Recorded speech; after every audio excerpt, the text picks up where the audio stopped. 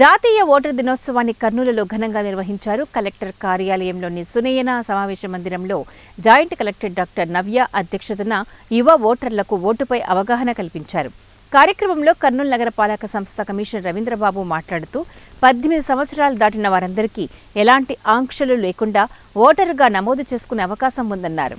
Joint collector doctor నవ్య మాట్లాడుతూ ఓటును నమోదు చేసుకోవడంతో పాటు అందరూ ఓటు హక్కును వినియోగించుకొని మంచి ప్రభుత్వాన్ని ఎన్నుకోవాలని కోరారు. రిప్రజెంటేటివ్ని ఎంపిక చేసుకోవడం ఎలక్ట్ చేసుకునేటువంటి హక్కు ఎవరికైతే ఉందో వాళ్ళని ఓటర్ అంటారు. సో ఈ ఓటు హక్కు కొన్ని దేశాల్లో కొన్ని పరిమితులతో ఇస్తారు.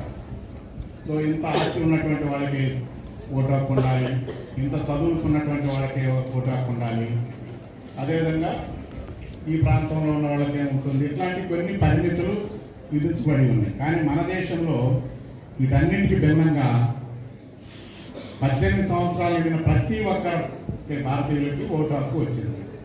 సో మన భారత రాజ్యాంగంలో ప్రియాంబుల్లో రాసుకున్నాం, భారతదేశాన్ని సర్వసత్తాక సామ్యవాద లౌకిక ప్రజాస్వామ్య గణతంత్ర దేశంగా మనం రూపొందించుకున్నామని చెప్తూ ఇది వీళ్ళకి